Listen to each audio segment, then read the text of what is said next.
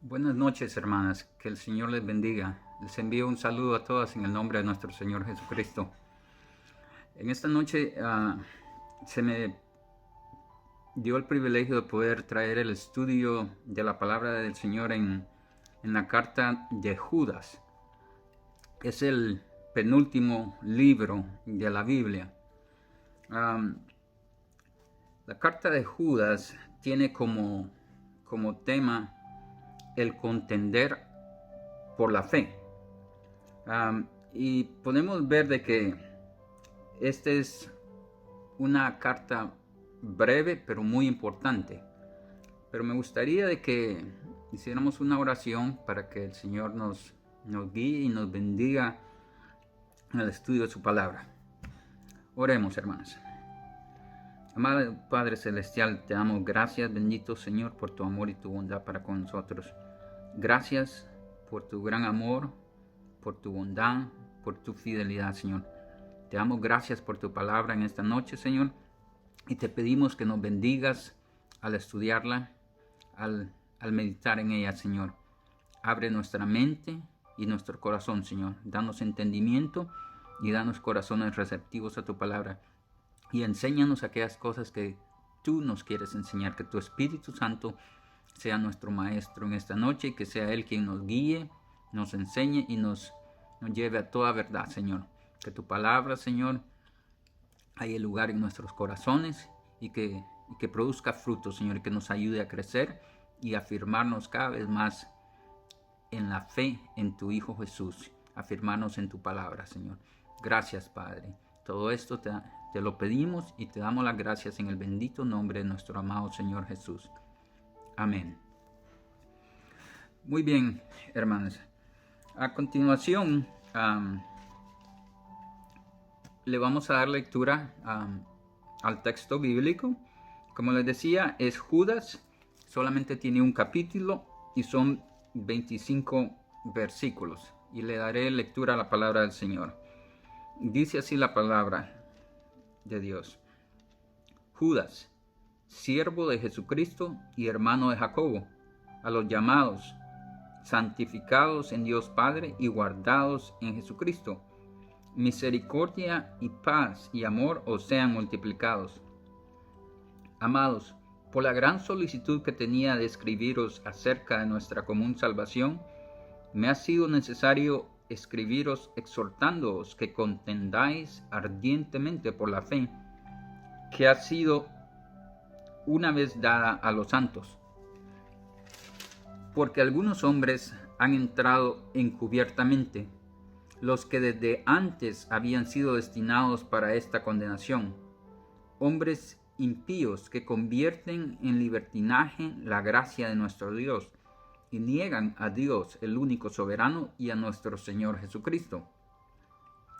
Mas quiero recordaros que ya una vez lo habéis sabido, que el Señor, habiendo salvado al pueblo sacándolo de Egipto, después destruyó a los que no creyeron, y a los ángeles que no guardaron su dignidad, sino que abandonaron su propia morada, los ha guardado bajo oscuridad en prisiones eternas para el juicio del gran día, como Sodoma y Gomorra y las ciudades vecinas, las cuales de la misma manera que aquellos, habiendo fornicado e ido en pos de vicios contra la naturaleza, fueron puestas por ejemplo, sufriendo el castigo del fuego eterno.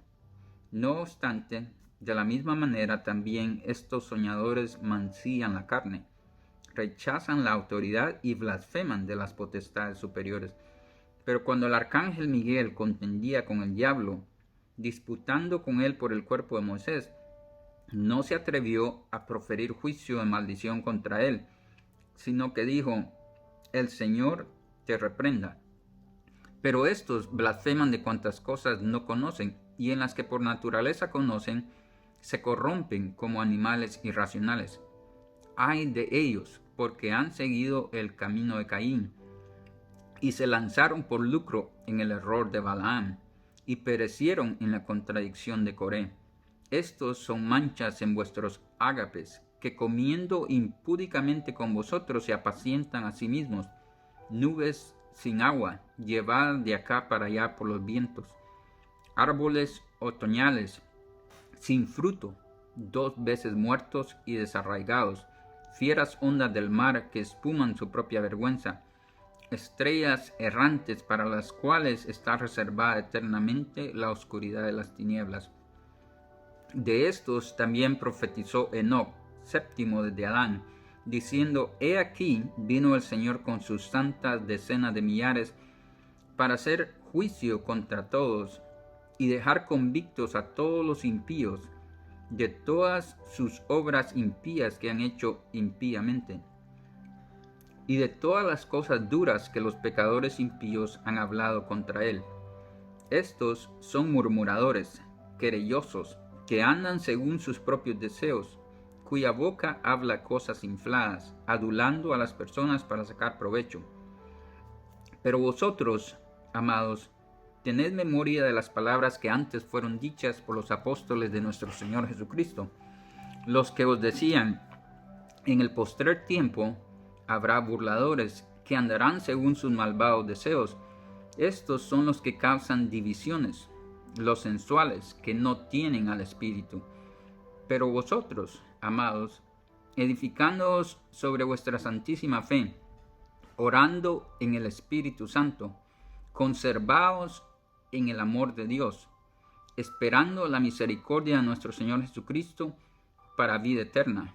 A algunos que dudan, convencedlos; a otros, salvad arrebatándolos del fuego; y de otros, tened misericordia con temor, aborreciendo aún la ropa contaminada por su carne. Y a aquel que es poderoso para guardaros sin caída y presentaros sin mancha delante de su gloria con gran alegría, al único y sabio Dios nuestro Salvador, sea gloria y majestad, imperio y potencia, ahora y por todos los siglos. Amén. Que el Señor bendiga su palabra. Muy bien, hermanos. Como les decía, el tema principal aquí lo encontramos en el versículo 3, y ahí se nos dice que el tema es contender por la fe. El autor de esta epístola o de esta carta es Judas, y Judas se identifica en el versículo 1 como siervo de Jesucristo y hermano de Jacobo. Y él se identifica de esta manera porque se cree que este Judas era hermano de Jacobo o Santiago, y ambos eran hermanos del Señor Jesús, porque eran hijos de María. En Mateo capítulo 13, versículo 55, se nos dice que cuando Jesús llegó a su ciudad, a Nazaret, y enseñaba en las sinagogas de ellos se maravillaban de su doctrina y decían: ¿de dónde tiene esta sabiduría? ¿No es este el hijo del carpintero? ¿No se llama su madre María y sus hermanos Jacobo, Simón, José y Judas? O sea que los únicos hermanos en el Nuevo Testamento identificados como Jacobo y Judas son los hermanos de Jesús. Por eso se cree que este Judas era hermano de Jacobo, el hermano de Jesús. Ambos eran hermanos de Jesús. Y Judas menciona a Jacobo por la importancia de su hermano, por ser el pastor en la iglesia de Jerusalén. Y eso serviría para aclarar su identidad y su autoridad. Esta epístola es breve, hermanos, pero es severa. O sea, tiene un lenguaje muy fuerte. Y se escribió contra los falsos maestros que enseñaban que la salvación por gracia les permitía pecar sin ser condenados. Y rechazaban con desdén la revelación apostólica original de la persona y la naturaleza de nuestro Señor Jesucristo. De ese modo, dividían a las iglesias en cuanto a la fe y la conducta. Judas describe a estos hombres sin principios como impíos, que no tienen al Espíritu. Ahora, el propósito por el cual Judas escribió esta epístola fue para advertir advertir a los creyentes acerca de la seria amenaza de los falsos maestros y su mala influencia dentro de las iglesias, y para exhortar a todos los verdaderos creyentes a que luchen por la fe que ha sido una vez dada a los santos. O sea que eso es lo que se nos dice acá. Ahora, vemos de que después de la salutación en el versículo 1 y 2, donde Judas se identifica, dice Judas, siervo de Jesucristo y hermano de Jacobo, aquí se identifica a él, a los llamados, santificados en Dios Padre y guardados en Jesucristo. Misericordia y paz y amor os sean multiplicados. Aquí vemos la salutación.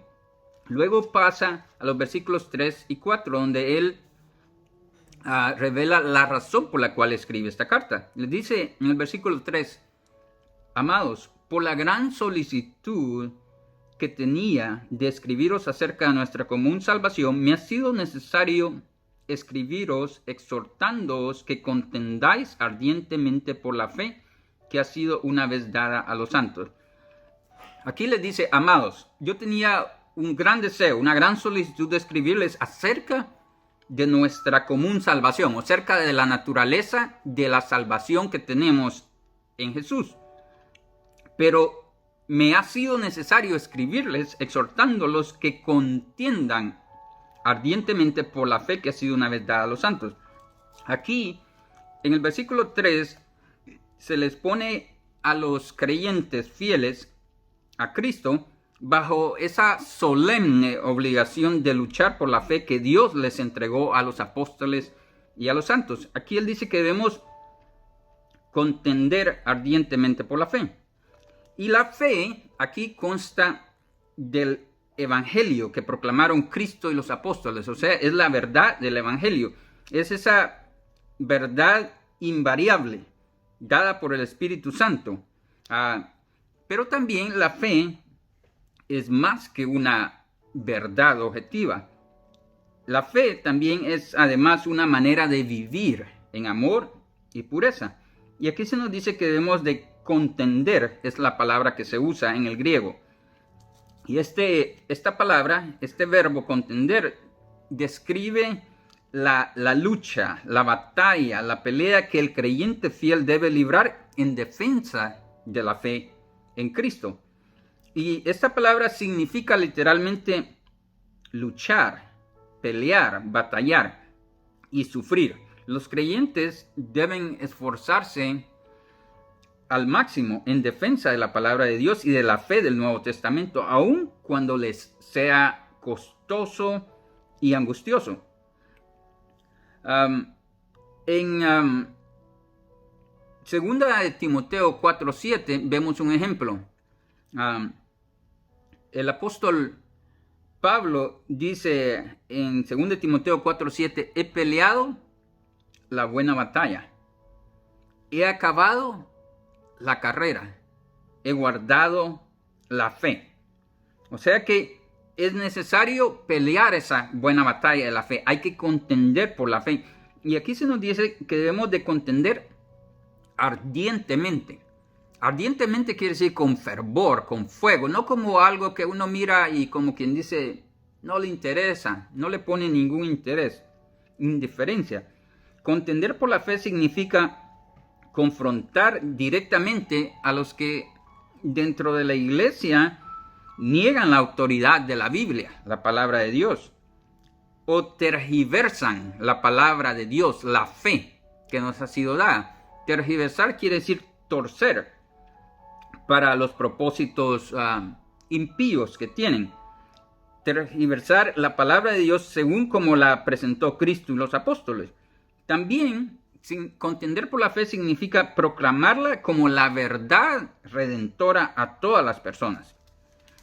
O sea que debemos de contender ardientemente, debemos de luchar por la fe que nos ha sido dada a los santos. Y ahí da la razón en el versículo 4 dice, porque algunos hombres han entrado encubiertamente, los que desde antes habían sido destinados para esta condenación. Hombres impíos, dicen. Impío es alguien que no conoce a Dios, y ya vamos a ver por qué. que convierten en libertinaje la gracia de nuestro Dios y niegan a Dios, el único soberano, y a nuestro Señor Jesucristo. Aquí se nos dice que convierten en libertinaje la gracia de Dios. Ustedes saben que es importante la doctrina. Aquí se nos dice que debemos de cuidar la doctrina. Pero también debemos de saber que somos salvos por la gracia de Dios. Y debe haber un balance saludable entre lo que es la doctrina y la gracia.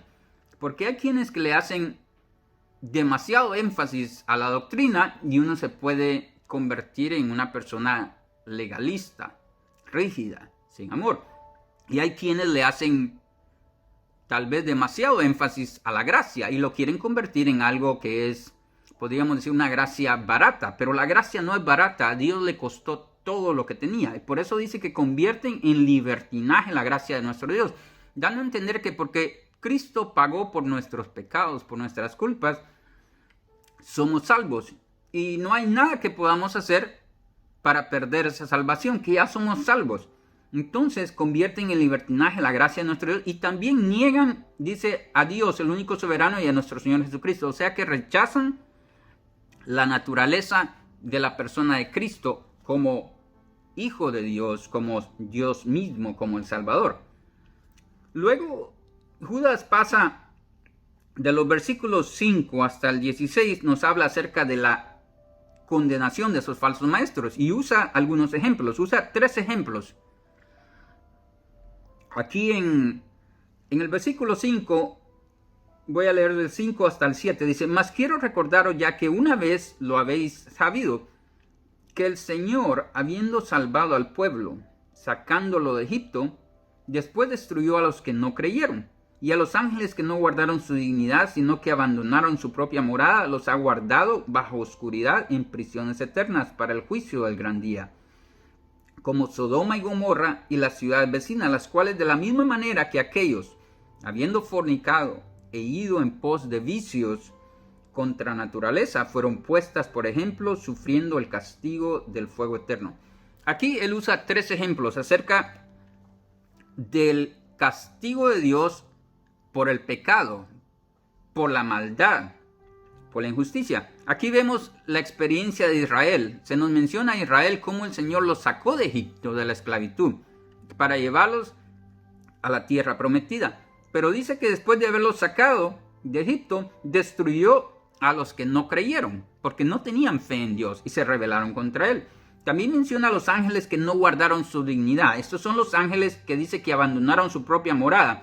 Los ha guardado en oscuridad, en prisiones eternas para el juicio del gran día. Esto es una referencia a los ángeles que siguieron a Satanás y se rebelaron contra Dios. Y también se menciona a Sodoma y Gomorra y las ciudades vecinas, las cuales fueron puestas como ejemplo de aquellos que habían de vivir desenfrenadamente. Dice que fueron tras vicios que van contra naturaleza. Y sabemos que ahí había todo tipo de maldad. Por eso es que Sodoma y Gomorra son tipos de esos que viven desenfrenadamente y que sufren el castigo del fuego eterno. Las puso como ejemplo. Pero a pesar de estos ejemplos, dice él en el versículo 8, no obstante, de la misma manera, estos soñadores mancillan la carne, rechazan la autoridad y blasfeman de las potestades superiores. Aunque hay estos ejemplos, dice, estos hombres a los cuales él llama soñadores, aquí dice mancillan la carne.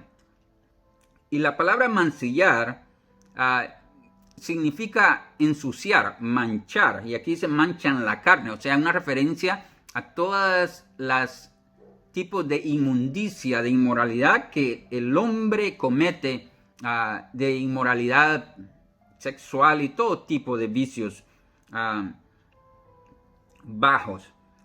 Esto dice mancillan la carne, rechazan la autoridad de las escrituras y del Señor y blasfeman de las potestades superiores, dando a entender de que blasfeman en contra de todo lo que viene de Dios y las autoridades que él ha puesto. Hablando potestades superiores, puede ser a seres espirituales. Aquí se da el ejemplo del arcángel Miguel. Dice, pero cuando el arcángel Miguel contendía con el diablo, disputando con él por el cuerpo de Moisés, no se atrevió a proferir juicio de maldición contra él, sino que dijo: el Señor te reprenda. Aquí dice que el arcángel Miguel en la Biblia es el ángel de mayor rango, podríamos decir, de mayor autoridad. Y dice que él, cuando Moisés murió, estaba luchando con el diablo, disputando con él por el cuerpo de Moisés. No se nos dice por qué, pero no quiero entrar en detalles, sino que quiero concentrarme en lo que dice. Pero dice que cuando luchaba con él, este ángel, que es el ángel de mayor rango, de mayor autoridad en el cielo, no maldijo al diablo, no profirió juicio de maldición contra él, dice. En cambio, estos hombres dice que blasfeman contra todas las autoridades superiores, sino que lo que él hizo fue, dijo: el Señor te reprenda, sino que confió en el Señor, que es el soberano, aquel que tiene toda la autoridad. Pero estos, dice, blasfeman de cuantas cosas no conocen, o sea, blasfeman de las cosas espirituales que no conocen ni entienden, y en las que por naturaleza conocen, se corrompen como animales irracionales, hablando de la vida desenfrenada que viven. En el versículo 11 dice: ay de ellos. Esto es un ay, es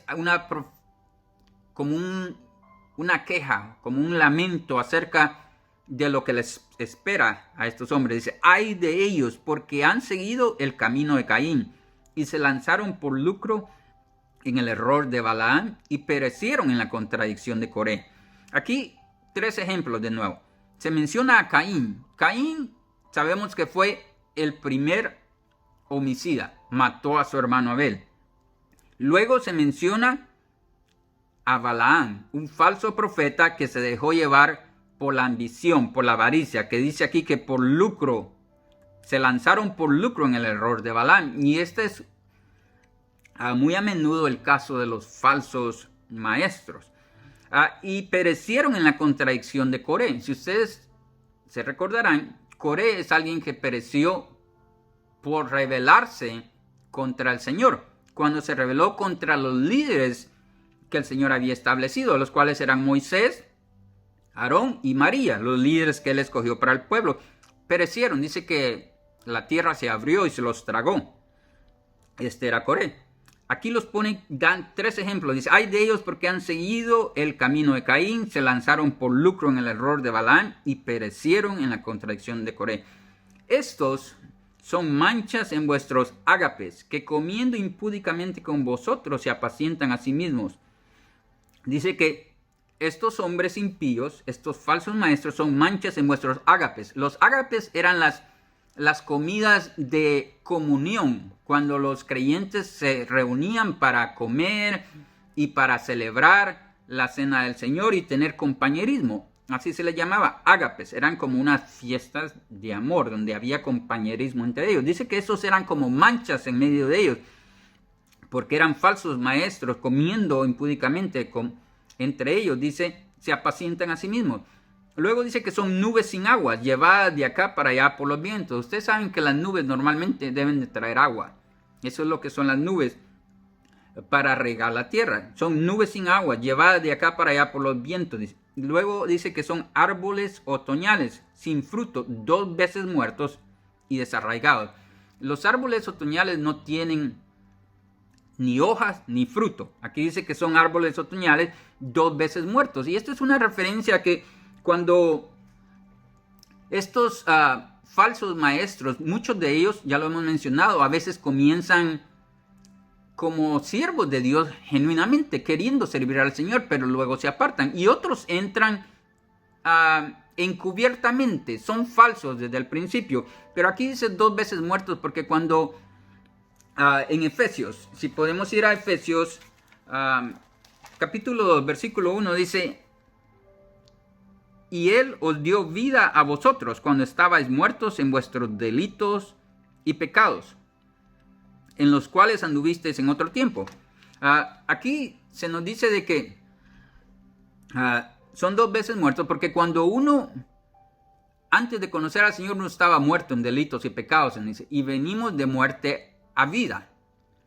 Y al estar en el Señor tenemos vida. Pero cuando ellos se apartan del Señor. Estos maestros, falsos maestros, apóstatas, apóstata significa apartarse, alejarse de Dios. Cuando ellos se apartan del Señor, todos aquellos que se van por el camino errado, se apartan del Señor, pasan de vida a muerte de nuevo. Por eso es que dice que son árboles otoñales sin fruto, 2 veces muertos, literalmente. Luego dice que son fieras ondas del mar que espuman su propia vergüenza. Esta es una referencia a las olas que golpean violentamente y echan espuma. Así se ve los frutos de todas las obras de la carne de estos hombres que viven de una manera que son vergonzosa, pero a ellos no les da vergüenza.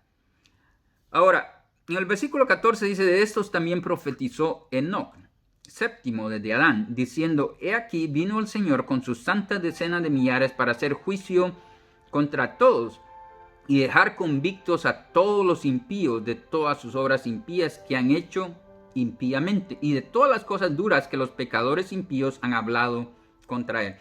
Aquí Judas hace mención a Enoc. Se nos dice el séptimo desde Adán. Según las genealogías en Génesis, Enoc era el séptimo desde Adán y se nos dice que él profetizó aquí. Se cree que hay un libro de Enoc que se escribió en el año 110 a.C. ¿Quién lo escribió? No sé, pero esto puede ser una referencia a esto. El libro de Enoc no es parte de la Biblia, pero también puede referirse a la tradición judía, donde los judíos sabían de que había... la tradición judía era, antes de que la Biblia se encontrara escrita, se pasaba de generaciones en generaciones oralmente. Y puede que sea una referencia a esta, donde dice que Enoc había profetizado acerca de estos hombres impíos contra los cuales el Señor venía a hacer juicio, a juzgarlos y a condenarlos. En el versículo 16 dice: estos son murmuradores. Ustedes saben, murmurar es aquellos que hablan así, detrás, a baja voz, quejándose, siempre hablando de cualquiera. Son murmuradores. Luego dice querellosos, aquellos que les gusta el pleito, la contienda, que andan según sus propios deseos, cuya boca habla cosas infladas, adulando a las personas para sacar provecho. Esta es otra característica de los falsos maestros, que adulan a las personas para sacar provecho. O sea, le dicen las cosas que son agradables, que apelan a la carne del ser humano y las adulan para sacar provecho, dicen. Ahora, del versículo 17 en delante hasta el 23 viene las amonestaciones y exhortaciones para nosotros, para los creyentes, para aquellos que hemos creído. Dice el versículo 17: pero vosotros, amados, tened memoria de las palabras que antes fueron dichas por los apóstoles de nuestro Señor Jesucristo, los que os decían: en el postrer tiempo habrá burladores que andarán según sus malvados deseos. Estos son los que causan divisiones, los sensuales que no tienen al Espíritu.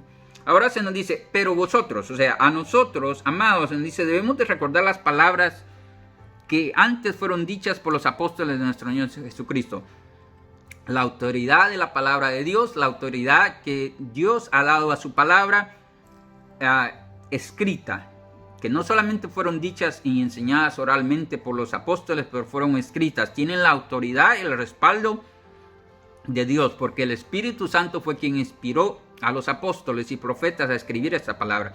Y ellos predijeron, profetizaron que en los últimos tiempos, en el postrer tiempo, dice, iban a haber burladores que andarían según sus malvados deseos. Dice: estos son los que causan divisiones en las iglesias, los sensuales. Los sensuales es una referencia a los sentidos, aquellos que se dejan llevar por sus sentidos, por sus impulsos, por sus emociones, que no tienen al Espíritu Santo. Dice en el versículo 20: pero vosotros, amados, edificando sobre vuestra santísima fe, orando en el Espíritu Santo, conservaos en el amor de Dios. O sea, a nosotros, dice, nosotros, amados, dice que debemos de edificarnos sobre nuestra santísima fe. Ahora, ¿cómo podemos nosotros santificarnos? Edificarnos, sobre nuestra santísima fe. Esto requiere el estudio de la palabra de Dios y el esfuerzo constante por conocer la verdad y las enseñanzas de la Biblia. Así es como nos podemos edificar sobre nuestra santísima fe. Es imposible edificarnos si no conocemos la palabra de Dios. También nos dice orando en el Espíritu Santo. Se debe orar con el poder del Espíritu Santo y pedirle al Espíritu que lo guíe, lo inspire, lo fortalezca y lo ayude a uno a librar la batalla en la oración. Y la oración en el Espíritu incluye la oración con la mente y la oración con el Espíritu. Y también se nos dice que debemos de conservarnos o mantenernos, permanecer en el amor de Dios. ¿Cómo podemos permanecer en el amor de Dios? Solamente mediante la fiel obediencia a Dios y a su palabra. Es la única manera. No podemos permanecer en su amor. Dijo el Señor Jesús que el que tiene sus mandamientos y los guarda, ese es el que le ama. Así es como nosotros podemos permanecer en el amor de Dios. O sea que debemos de edificarnos en nuestra santísima fe, estudiando la palabra de Dios, queriendo conocer la verdad de la palabra y también orando en el Espíritu Santo, siendo guiados por el Espíritu Santo, llenos del Espíritu Santo, inspirados y permaneciendo en el amor de Dios a través de la obediencia a Dios y a su palabra. Y dice, esperando la misericordia de nuestro Señor Jesucristo para vida eterna. Ese debe ser nuestra esperanza, nuestra bienaventurada esperanza, nuestro anhelo del regreso de nuestro Señor Jesucristo, esperando ese día cuando nosotros seamos redimidos por la misericordia de nuestro Señor Jesús para vida eterna. En el versículo 22 se nos dice que debemos de ser, de ahí en adelante, 22 y 23, que debemos de ser misericordiosos y cautelosos con los demás. A algunos que dudan, dice, convencerlos. Estos aquellos que dudan es en referencia a aquellos que se dejan engañar o convencer por estos falsos maestros. Aquellos que tal vez son ingenuos o tiernos o nuevos en la fe. Dice, aquellos que dudan, convencerlos. Debemos de convencerlos con la palabra de Dios. Recuérdense que la fe viene por el oír y el oír por la palabra de Dios. A otros dice salvar, arrebatándolos del fuego. Hay que, como cuando alguien se está ahogando, o alguien está en un lugar donde hay fuego y uno lo jala y lo saca de ahí, orando por ellos, hablándole la palabra del Señor. Hay que salvarlos, dice, arrebatándolos del fuego de la condenación. A eso se refiere. Y de otros dice, tened misericordia con temor, aborreciendo aún la ropa contaminada por su carne. O sea que debemos de ser misericordiosos con los demás, con aquellos que no conocen a Dios, pero debemos de abstenernos del mal, del pecado, de la inmundicia. O sea que es importante tener la doctrina correcta, la sana doctrina, la fiel doctrina conforme al Evangelio de Jesucristo. Pero debemos de saber que esto no nos salva, es nuestra fe en Jesucristo. Y debe haber un balance entre la gracia de Dios y la doctrina. No podemos pensar que solamente la gracia de Dios y podemos creer cualquier cosa. Porque el apóstol Pablo escribe diciéndole, ten cuidado de ti mismo y de la doctrina. Creo que le escribió a Timoteo y le dice, ten cuidado de ti mismo y de la doctrina. Porque haciendo esto te salvarás a ti mismo y a los que te oyen. Porque si tenemos la doctrina errónea, aunque creamos que somos tal vez salvos por la gracia de Dios, nos estamos engañando a nosotros mismos. O sea que debemos de tener misericordia de los demás, pero ser cautelosos y vivir en el temor de Dios. Luego en el versículo 24 y 25 vemos lo que se conoce como la doxología. La doxología es la bendición final. Y esta se cree que es la más majestuosa bendición del Nuevo Testamento. Dice, y a aquel que es poderoso para guardaros sin caída. Una referencia a nuestro Dios y Padre, a nuestro Señor Jesucristo. Aquel que es poderoso para guardaros sin caída. Esto es hermoso, hermanos, maravilloso. Él es poderoso para guardarnos sin caída. Aún, a pesar de todos los peligros, de las luchas, las dificultades, a pesar de todas esos falsos maestros y esas herejías que hay, Él es poderoso para guardarnos sin caída, dice, y presentarnos sin mancha delante de su gloria con alegría en aquel día. Al único, dice, y sabio Dios, nuestro Salvador, sea gloria y majestad, imperio y potencia, ahora y por todos los siglos. Así que, mis amadas hermanas en Cristo, les digo, concluyo con esto. Debemos de permanecer, de mantenernos en el amor de Dios. Eso es lo que dice el versículo 21. ¿Y cómo permanecemos en el amor de Dios? Solamente cuando vivimos en obediencia a Dios y a su palabra. Ha sido un privilegio y un gusto el poder compartir con ustedes la palabra en esta noche. Que el Señor les bendiga y hasta la próxima vez. La paz de Cristo, hermanos.